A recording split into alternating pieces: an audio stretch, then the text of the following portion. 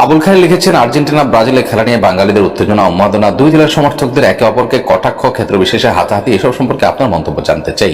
ভাই আবুল খায়ের, এ বিষয়ে আমাদের উন্মাদনা যে চরম সীমা অতিক্রম করে চলে গেছে এবং বাংলাদেশে মানুষ আমাদের যে শত শত নিজেদের ইস্যু আছে সেই ইস্যুগুলো নিয়ে আমাদের কাজ করা উচিত এবং কর্তব্য।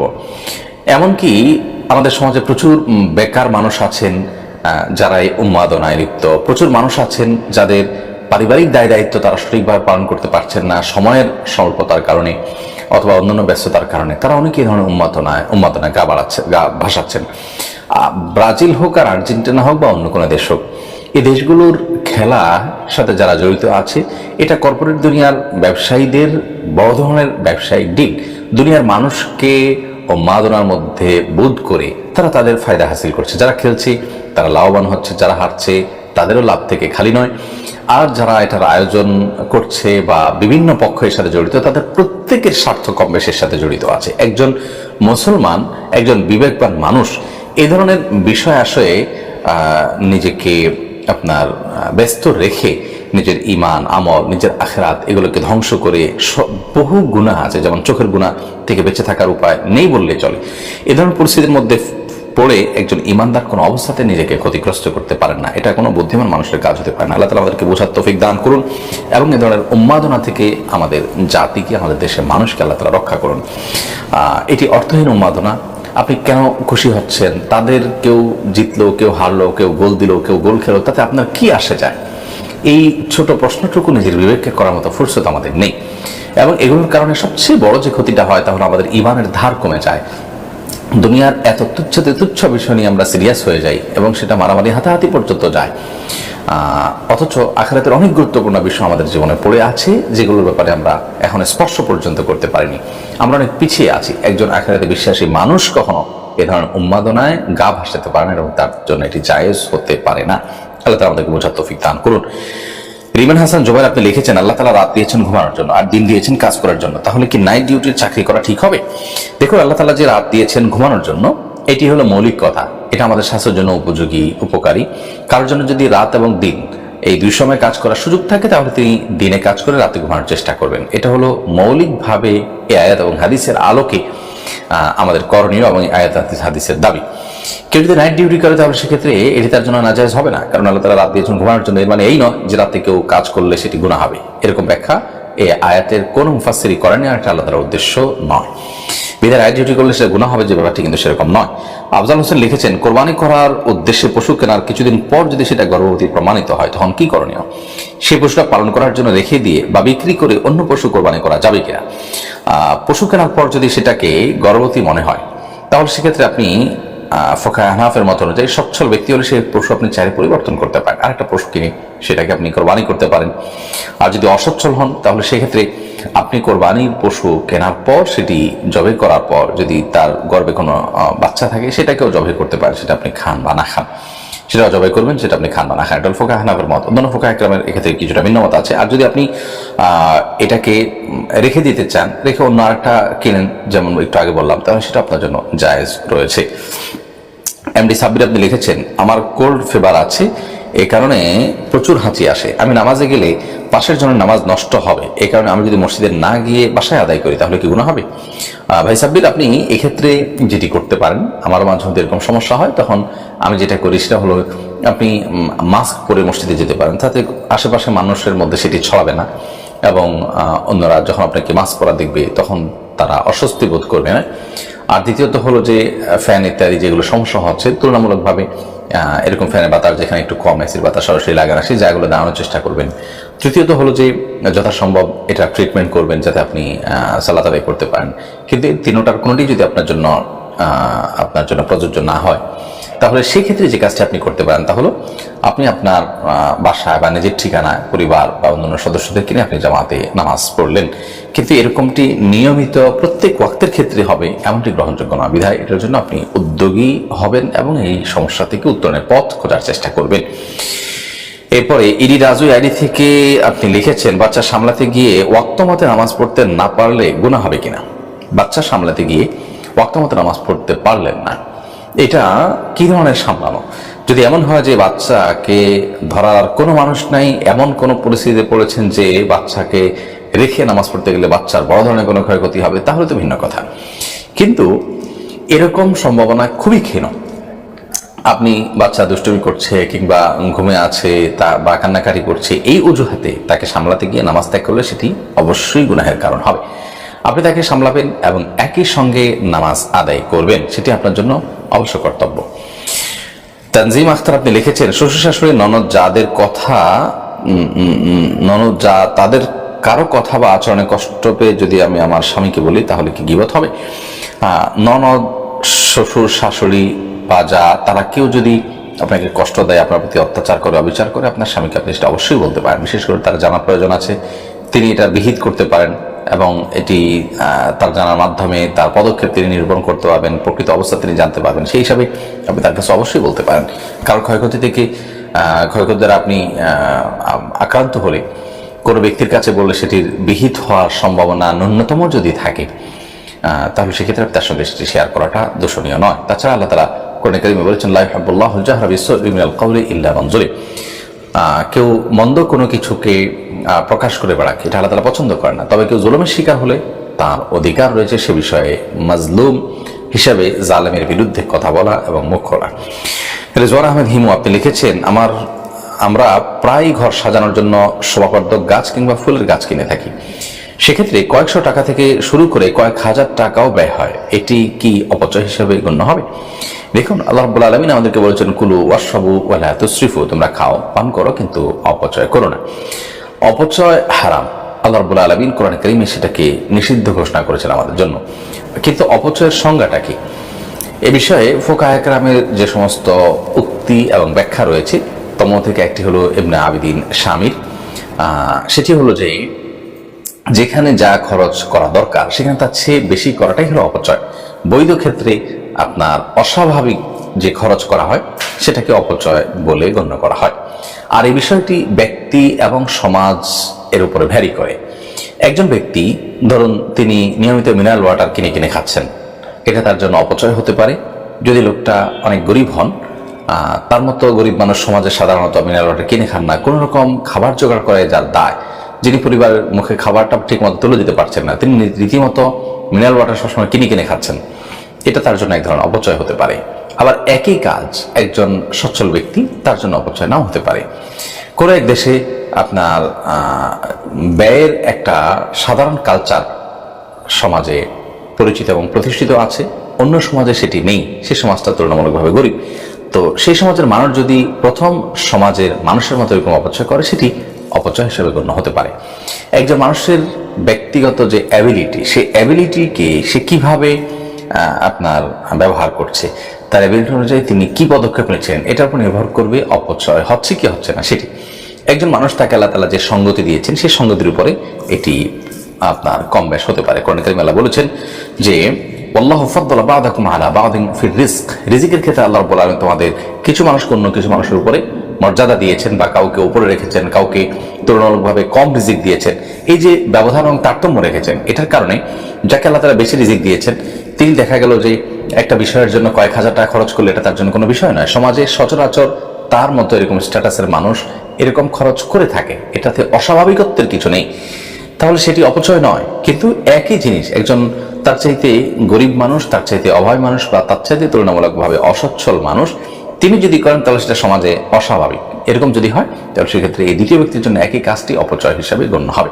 এক কথায় সমাজের মানুষই বলে দিবে যেটি অপচয় হচ্ছে কি হচ্ছে না। সমাজের সাধারণ যে চিত্র থাকে, সমাজের সাধারণ যে রীতিনীতি থাকে, রেওয়াজ থাকে, সাধারণ যে প্রচলন থাকে, সে প্রচলনের আলোকেই একজন মানুষ বলতে পারে যে এখানে অপচয় হচ্ছে নাকি অপচয় হচ্ছে না। বিধায় আপনার কোনো শোভাবর্ধনমূলক গাছ ইত্যাদির জন্য যদি কিছু টাকা খরচ করা হয়, সেটা যদি 70 গণ্ডি পেরিয়ে 1000 গণ্ডি দিয়ে চলে যায়, কয়েক হাজার টাকা ব্যয় হয় বা হাজার হাজার টাকা ব্যয় হয়, সেটি অপচয় হওয়াটা নির্ভর করবে ব্যক্তির উপরে এবং পরিবেশের উপরে। মানুষ সারিয়ান শুভ আপনি লিখেছেন, কোনো মেয়েকে যদি পর্দার বিধান মানতে গেলে আত্মীয়তার সম্পর্ক নষ্ট হওয়ার ভয় থাকে, তখন তার কি করা উচিত? পর্দার বিধান মানতে গেলে আত্মীয়তার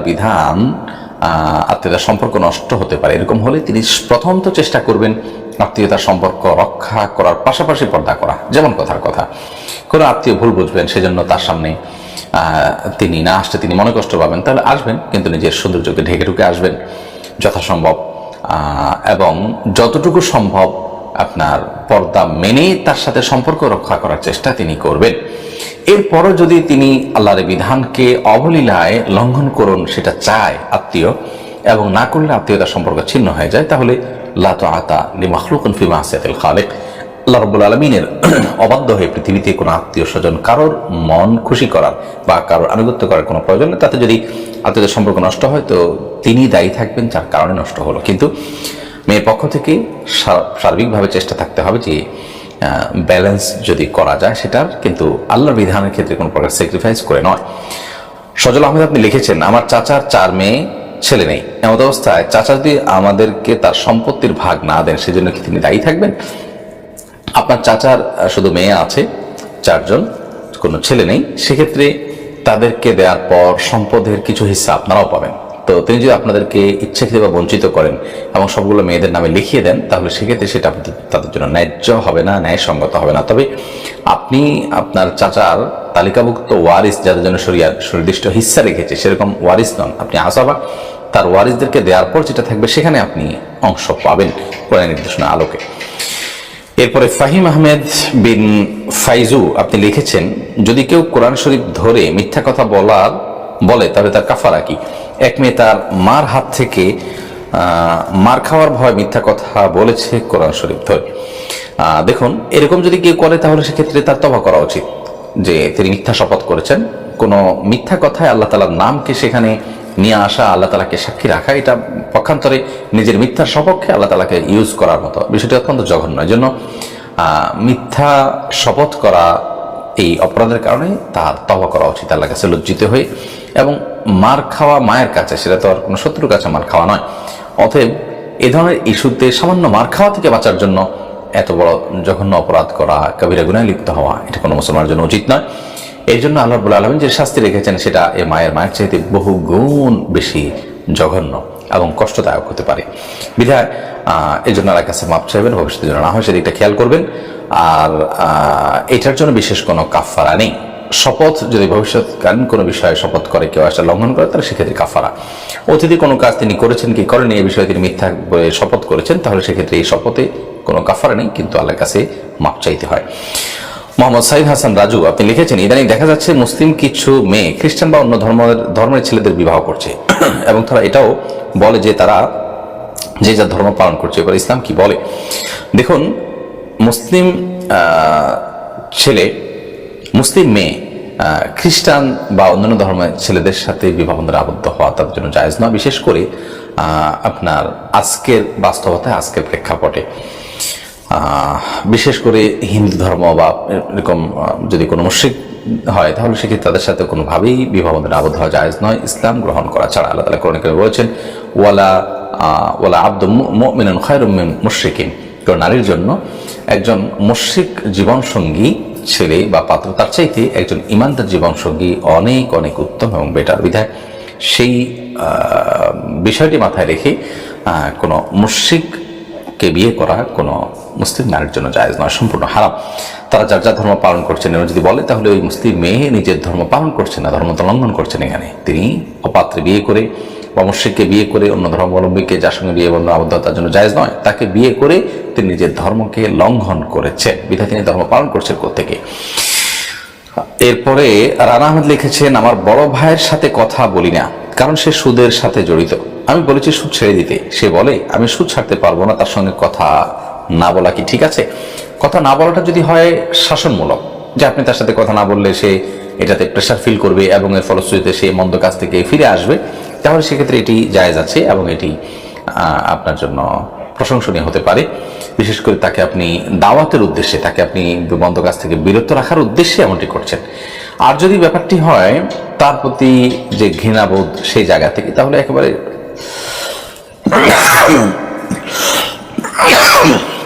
দুঃখিত, তবে তাহলে একেবারে সম্পর্ক ত্যাগ করার যে বিষয়টি সেটি আপনার জন্য জায়েজ হবে না, কারণ সম্পর্ক রক্ষা করা, আত্মীয়তার সম্পর্ক রক্ষা করা এটা ফরজ। প্রিন্স জোহন এডি থেকে আপনি লিখেছেন, দায় রাখছিলাম এখন ক্যাডেট হিসাবে যোগ দিতে চাইলে দায় রাখা সম্ভব নয়। নিয়ম মেনে মেরিন একাডেমিতে দায় রাখা যায় না, এখন করণীয় কি? দেখুন, এরকম কোনো পরিস্থিতিতে যদি সীমিত সময়ের জন্য আপনার যদি দায় রাখা কঠিন হলেও একটা সময় দায় রাখতে পারবেন, তাহলে সেক্ষেত্রে আপনি আল্লাহর কাছে ইস্তিগফার করে ক্ষমা চেয়ে নিজের অপারগতার কথা প্রকাশ করে আপনি এটা করতে পারেন। কিন্তু যদি আপনি স্যাক্রিফাইস করতে পারেন যে যেখানে দায় রাখার মতো একটি ওয়াজিব কাজ করা যাবে না, সেখানে আমি থাকবো না, সে কাজ আমি করবো না, তাতে আমি ক্ষতিগ্রস্ত হলেও হব, সেটাকে আমি মেনে নেব, স্যাক্রিফাইস করবো সন্দেহাতীতভাবে। এটা আপনার জন্য অনেক বড় ত্যাগ হিসাবে, অনেক বড় সওয়াবের কাজ হিসাবে, আল্লাহ রাব্বুল আলামিনের প্রিয় বান্দা হিসাবে আপনি এর মাধ্যমে গণ্য হতে পারেন। আমাদের আজকাল শরীয়তের ব্যাপারে, দ্বীনের ব্যাপারে ত্যাগ করার যে মানসিকতা, সেটি আমাদের থেকে একেবারে হারিয়ে গেছে বললেই চলে।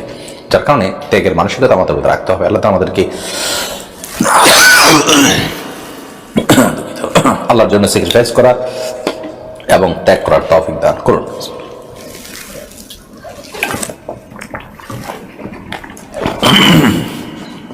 এরপরে প্রশ্ন করেছেন এমডি আশরাফ আলী খান শওকত, আপনি লিখেছেন, আপনার কাছে একটা অনুরোধ, পরের কোনো আলোচনা ওমরা করার নিয়ম কারণ নিয়ে একটি ভিডিও আপলোড দিয়ে ইনশাআল্লাহ বিইذনিল্লাহ।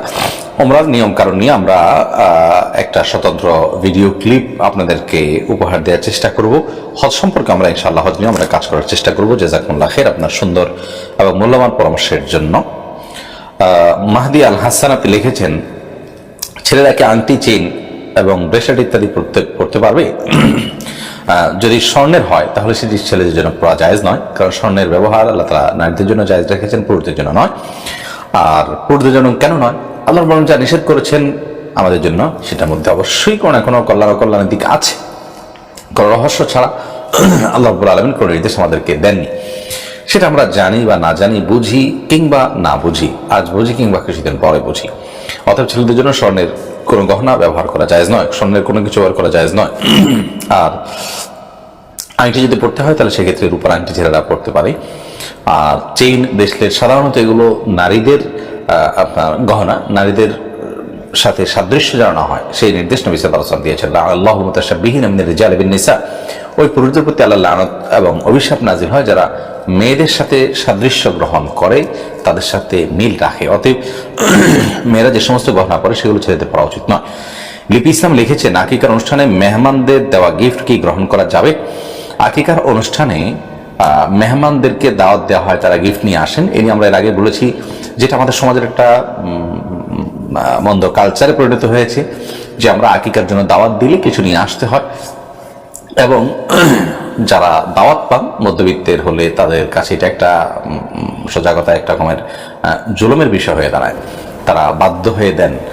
তো এই ধরনের পরিস্থিতিতে আমাদের উচিত যে আকিকার অনুষ্ঠানগুলোকে নিছক এই আর্থিক লেনদেনের যে বিষয় আছে এটা ঊর্ধ্বে ওঠা এবং লিখে দেওয়া যে এটা নিছকই আপনার সামাজিক অনুষ্ঠান, এখানে কোনো উপহার গ্রহণ করা হবে না। কিংবা আকিকার জন্য আনুষ্ঠানিকতাও আমরা বর্জন করতে পারি, এটা কোনো আনুষ্ঠানিকতার বিষয় নয়, আনুষ্ঠানিকতা এখানে আবশ্যক নয়। একান্ত ঘরোয়া ভাবে আনুষ্ঠানিকতা থাকতে পারে, আর বাকি যারা দূরে আছেন তাদের কাছে গোশত পাঠিয়ে দেওয়া যেতে পারে, অন্য কোনো ভাবে রান্না করে পাঠিয়ে দেওয়া যেতে পারে। কিন্তু টেবিল বসিয়ে, চেয়ার বসিয়ে রীতিমতো আকিকার অনুষ্ঠান এবং এ জাতীয় কিছু অনুষ্ঠান, বিয়ে, আকিকা, এগুলোতে যোগ বিয়োগ করা হয় যে কত মানুষকে দাওয়াত দেওয়া হবে, কাদেরকে দাওয়াত দেওয়া হবে, দিলে কি পরিমাণ অর্থ বা বিভিন্ন জিনিসপত্র আসবে, সেগুলোর ক্যালকুলেশন করা হয়। এটা রীতিমতো চাঁদাবাজির সামিল।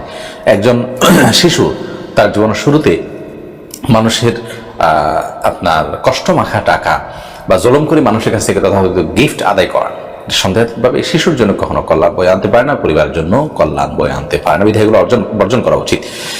এবার শাহিন মোল্লা লিখেছেন, মহিলারা কি মিন্স অবস্থায় পানি ছিটিয়ে জামা কাপড় আয়রন করতে পারবে? পারবে, এতে কোনো অসুবিধা নেই। জামা কাপড় আয়রন কেন, আপনার জাগতিক যত কাজ আছে, সাংসারিক এবং বৈষয়িক যত কাজ আছে, তার সবগুলি মাসিক অবস্থা আপনি করতে পারবেন, স্বামী সবার ছাড়া। অতএব আপনার পানি ছিটিয়ে জামা কাপড় আয়রন করাতে কোনো অসুবিধা নেই, এমনকি রান্না বাড়া এগুলো কোনো অসুবিধা নেই। জাহিলি যুগে মাসিক অবস্থা মেয়েদের জন্য অনেক আপনার বর্বর কালচার সেই সমাজে ছিল, এবং তারা অনেক আপনার কুসংস্কার ধারণ করতেন, লালন করতেন। ইসলাম সেগুলোর সবগুলোকে আপনাদের করেছে। এরপর সাদিয়া ইসলাম সূচনা আপনি লিখেছেন, বাচ্চা পেটে থাকা অবস্থায় হালকা ব্লিডিং হলে নামাজের বিধান কি? বাচ্চার পেটে থাকা অবস্থায় যদি ব্লিডিং হয় সেটা অসুস্থতা, ব্যবস্থা নামাজ কন্টিনিউ করতে হবে। এবং ব্লিডিংয়ের কারণে আপনার কাপড় চোপড় এবং নামাজের জায়গা ইত্যাদি নাপাক হবে মনে হলে সেখানে ব্লিডিং এর মাধ্যমে যেন ক্ষতিগ্রস্ত না হয়, এই বিষয়গুলো এগুলোতে যেন ময়লা না লাগে, নাপাক না লাগে, সেজন্য কোনো কিছু দিয়ে সেখানে ব্লিডিং বন্ধ করে রাখা যাবে। এবং ব্লিডিং অবস্থায় যদি নিয়মিত ব্লিডিং হতে থাকে তাহলে সেক্ষেত্রে মাযুর হিসাবে প্রতি ওয়াক্তের জন্য ওযু করে নামাজ পড়বে।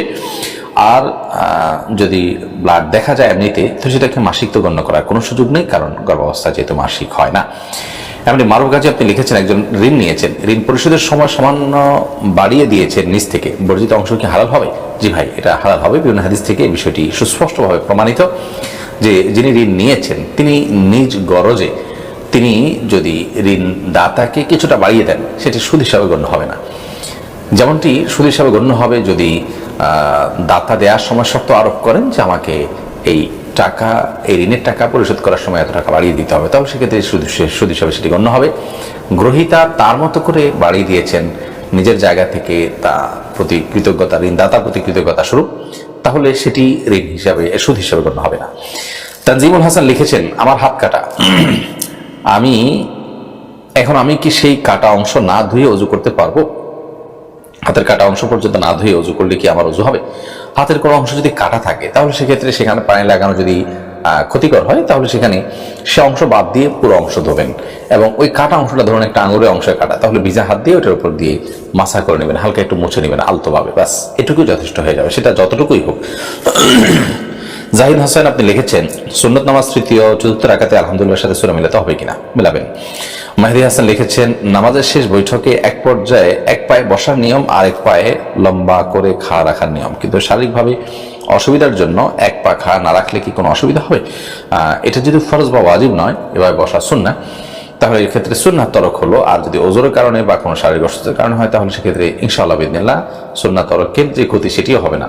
বিধায় এরকম করে যদি আপনি অসুস্থতার কারণে, শারীরিক দুর্বলতার কারণে পা না খাড়া করেন, তাতে কোনো অসুবিধা নেই, অর্থাৎ নামাজ হয়ে যাবে। সুমাইয়া আপনি লিখেছেন ঘুষ দিয়ে চাকরি নিলে সেই চাকরি থেকে ইনকামের টাকা কি জায়েজ হবে? ঘুষ দিয়ে যদি আপনি চাকরি নেন, তাহলে সেক্ষেত্রে আপনি বাধ্য হয়ে দিলে তো আপনার জন্য জায়েজও হতে পারে। আর এমনিতে এর কারণে আমাদের উপার্জন হারাম হবে না। এ বিষয়ে আমরা এর আগে বারবার বলেছি যে উপার্জন হারাম হওয়া নির্ভর করে আপনি কি কাজ করছেন এবং কোথায় সার্ভিস দিচ্ছেন।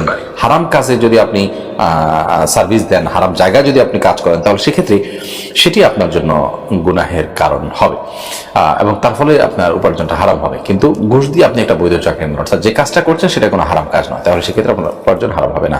তবে হ্যাঁ, আপনার সাধারণ অবস্থাতে ঘুষ দেয়া এবং নেওয়া হারাম, সেই জন্য আল্লাহর কাছে ইস্তিগফার এবং তওবা করতে হবে। আল আমিন আপনি লিখেছেন কোন মুসলিম যদি আত্মহত্যা করে তার জন্য কি জান্নাত পাওয়ার দোয়া করতে পারবো? অবশ্যই করতে পারবেন, কারণ সে অমুসলিম হয়ে যায় না। নবী করিম সাল্লাল্লাহু আলাইহি ওয়াসাল্লাম হাদিস থেকে যে আত্মহত্যাকারী স্থায়ী জাহান্নামের কথা বলা হয়েছে, সেক্ষেত্রে প্রায় সকল মুহাদ্দিসিন ইকরামের ব্যাখ্যা এবং বিশ্লেষণ হলো যদি কেউ আত্মহত্যাকে হালাল করে তার জন্য কথা প্রযোজ্য, বা এখানে দীর্ঘস্থায়ী জাহান্নামে থাকার কথা বলা হয়েছে। কিন্তু আত্মহত্যাকারী ব্যক্তি যদি অমুসলিম নন, ইমান থেকে, ইসলাম থেকে খারিজ হয়ে যান না, বেঈমান হয়ে যান না, কাফির হয়ে যান না, ফলশ্রুতিতে তার কারণে তিনি তার অপরাধের প্রায়শ্চিত্ত করার পর একসময় তিনি জান্নাতে আসবেন, এমনটি হতে পারে। আল্লাহ চাইলে তাকে মাফও করে দিতে পারবে, তার জন্য আমাদের অবশ্যই দোয়া করা উচিত।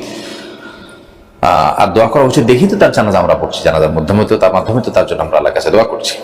এরপরে ফারহানা মুন আপনি লিখেছেন আমি 2 মাসের প্রেগনেন্ট, আমার সবসময় বমি আসে এবং আমি দুর্বল, আমি শুধু ফরজ নামাজ পড়ি, এতে কি আমার গুনাহ হবে? আল্লাহ তাআলা আপনার প্রতি রহম করুন। সবসময় বমি আসলে এবং দুর্বলতার কারণে আপনি যদি নফল পড়তে না পারেন, ইনশাআল্লাহ আপনার গুনাহ হবে না, কিন্তু সাধ্য অনুযায়ী চেষ্টা করা উচিত পড়ার। অন্তত বসে বসেও আপনি সংক্ষেপে হলেও পড়ার চেষ্টা করবেন, কিন্তু সেটাও যদি আপনাদের কষ্টকর হয় তাহলে সেক্ষেত্রে আপনার কোনো গুনাহ হবে না ইনশাআল্লাহ তাআলা। সাবিনা ইয়াসমিন সূচনা আপনি লিখেছেন তামাকজাত পণ্য বিক্রয় কোম্পানি থেকে চাকরি করা যাবে না? যেখানে নিছকই তামাকজাত পণ্যই বিক্রয় করা হয়, তার মানে হারাম পণ্য বিক্রয় করা হচ্ছে, সেখানে আপনি চাকরি করছেন, এর মানে হলো কোনো হারামের ক্ষেত্রে আপনি সহযোগীর ভূমিকায় অবতীর্ণ হয়েছেন, এটি আপনার জন্য জায়েজ নয়। এরপর এসবি জায়েদ আপনি লিখেছেন হুজুররা ওয়াজ মাহফিল করার পর হাদিয়া নামক টাকা দাবি করে, মোহতারাম এই টাকার বিষয়ে আপনি কি বলেন? দেখুন ভাই জায়েদ, ওয়াজ মাহফিলে কথা বলে টাকা নেওয়া মৌলিকভাবে জায়েজ আছে। শরীয়তে আপনার মুতাখিরিন উলামা ইকরাম সর্বসম্মতিক্রমে এই ফতোয়া দিয়েছেন যে দিনের কোনো বিষয়ে সাধারণত বিনিময় গ্রহণ করা জায়েজ নয়, কিন্তু যে বিষয়গুলোর উপরে দ্বীনের অস্তিত্ব টিকে থাকাটা নির্ভরশীল এবং সেগুলো থেকেও লিপ্ত হলে পরিপূর্ণভাবে তাকে ওই কাজেই ব্যস্ত থাকতে হয়, সেটাকে ভালোভাবে আঞ্জাম দেওয়ার প্রয়োজনে, এরকম পরিস্থিতিতে সে ধরনের কাজগুলোতে পারিশ্রমিক গ্রহণ করা জায়েজ আছে। তার মধ্যে একটা হলো ইমামত, আরেকটা হলো আজান দেয়া, আরেকটা হলো দ্বীনের শিক্ষা দান করা, এর পাশাপাশি ইসলামী রাষ্ট্র পরিচালনা করা ইত্যাদি। এই ধরনের কাজগুলোর ক্ষেত্রে যেহেতু এগুলোর উপরে দিন এর টিকে থাকাটা অনেকখানি নির্ভরশীল, বিশেষ করে ধরুন নামাজ যদি কায়েম না হয় তাহলে দিন কোথায় টিকবে? দিনের গুরুত্বপূর্ণ একটা বিষয়। মানুষকে দিন শেখানো যদি না হয় তাহলে সেক্ষেত্রে মানুষ দিন সম্পর্কে অজ্ঞ হবে, জাহালাতের কারণে মানুষ কুফরিতে লিপ্ত হবে, দিন হারিয়ে যাবে মানুষ থেকে। এই জন্য বিষয়গুলো ম্যান্ডেটরি বিষয়। আবার এগুলোর জন্য যারা নিজেরা এগুলোর জন্য নিজেকে নিয়োজিত রেখেছেন, তারা অন্যান্য কাজের পাশাপাশি এগুলো করতে গেলে এগুলো সুচারুরূপে যদি করা না যায়, যেমন ইমামতি, যদি ইমাম নিযুক্ত না থাকে সুনির্দিষ্ট করে, তাহলে কি হবে? প্রত্যেকে যার যার মতো আপনার নিজ নিজ কাজে ব্যস্ত থাকবে। মসজিদে টাইম মতো নামাজ এবং আজান দেওয়ার মতো মানুষ সব সময় নাও পাওয়া যেতে পারে, যার ফলশ্রুতিতে নামাজের যে নিয়মতন্ত্র সেটা বাধাগ্রস্ত হতে পারে। এই কারণে এই সমস্ত বিষয়গুলোতে ওলামা একরাম বা যারাই আপনার কাজ করবেন তাদেরকে পারিশ্রমিক নেওয়াটা দ্বীনের প্রয়োজনে জায়েজ বলেছেন ওলামা একরাম, ফুকাহা একরাম।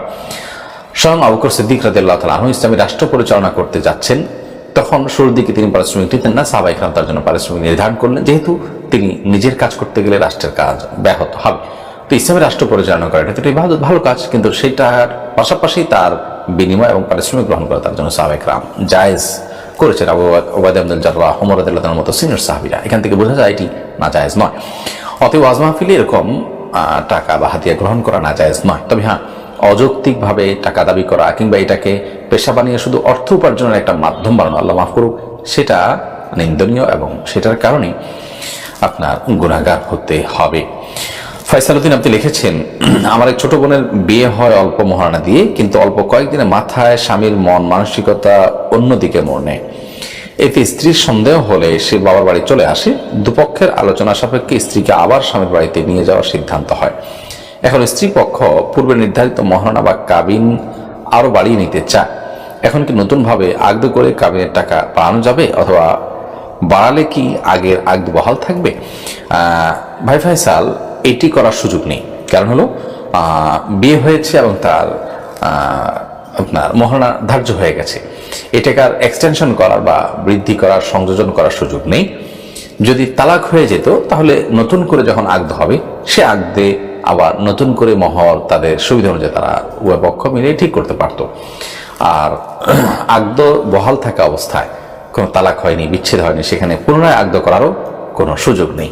বিধায় এ ধরনের পরিস্থিতিতে আপনি এটাকে কি বলে আপনার এই মহারণাকে বৃদ্ধি করার শুধুমাত্র সম্পর্ক টিকে রাখার প্রয়োজন, বা যে উদ্দেশ্যেই হোক না কেন, এটি জায়েজ হতে পারে না।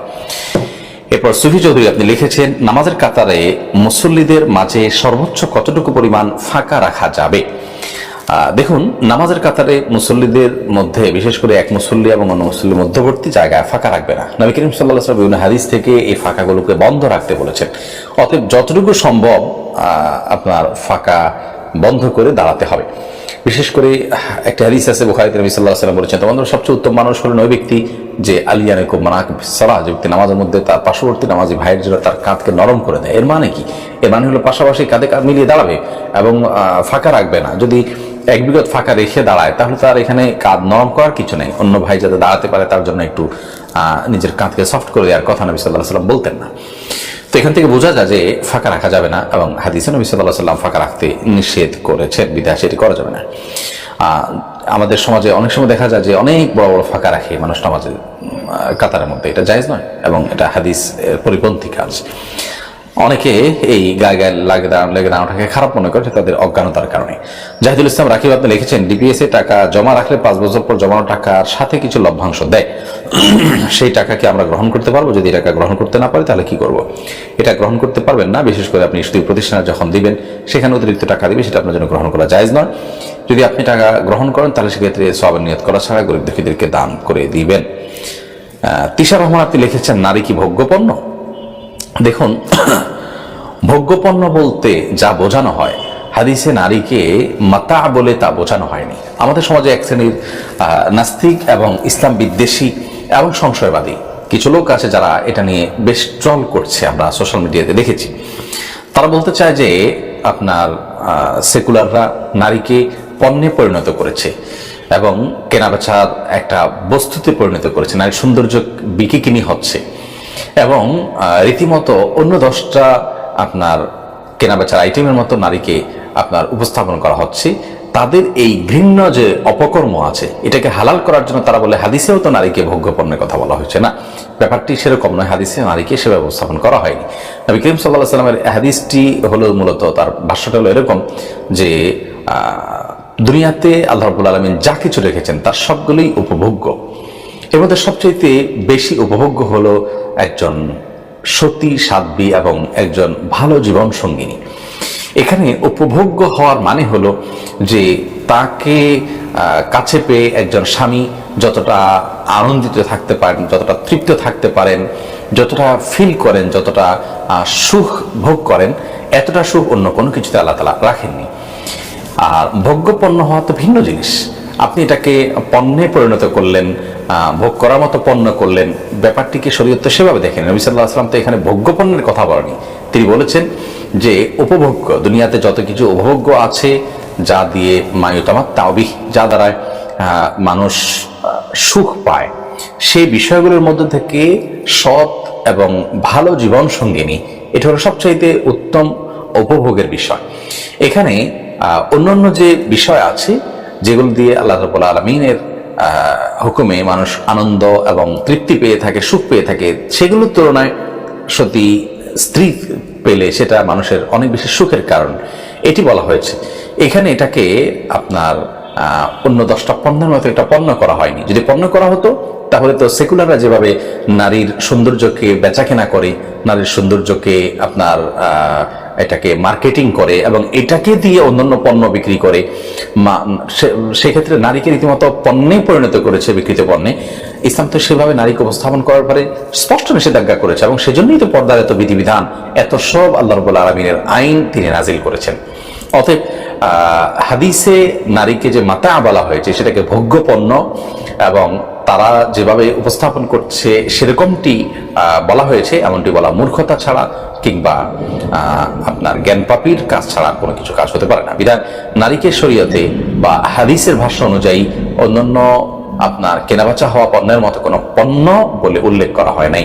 মাতা মানে উপভোগ্য, উপভোগের বিষয়। কোনো ব্যক্তিকে আরেক ব্যক্তি উপভোগ্য মনে করতে পারে অথবা বিরক্তির কারণ মনে করতে পারে, যেরকম কোনো বস্তুকে করতে পারে। তো সেই জন্য ওই ব্যক্তি কোনো পণ্যে পরিণত হয়েছেন, ব্যাপারটি কিন্তু সেরকম নয়, যেমনটি সেকুলাররা নারীকে পণ্যে পরিণত করেছে। অতএব তাদের সেই ঘৃণ্য অপকর্মকে হালাল করার জন্য হাদিস এর এই সুস্পষ্ট কথা মাতা, সেটাকে তারা আপনার আক্ষরিক অর্থে পণ্য এবং বিকৃত পণ্য, কেনাবেচা হয় এরকম পণ্য হিসাবে তারা দাবি করে, যেটা মিথ্যা। মাতার ব্যাখ্যায় আপনার এবং তার আগে পরে যে হাদিসের ভাষ্য সেটার দিকে তাকালে পরিষ্কার হয়ে যায় যে মাতা মানেই হলো উপভোগের বিষয়। অন্য যত বিষয় আছে এর মধ্যে থেকে জীবন সঙ্গিনী যদি ভালো হয়, নেক হয়, সতী হয়, আল্লাহভীরু হয়, তাহলে সেক্ষেত্রে সেটা মানুষের অনেক বেশি উপভোগের কারণ হয়। এই বিষয়টি হাদিসে শুধু বোঝানোর উদ্দেশ্য।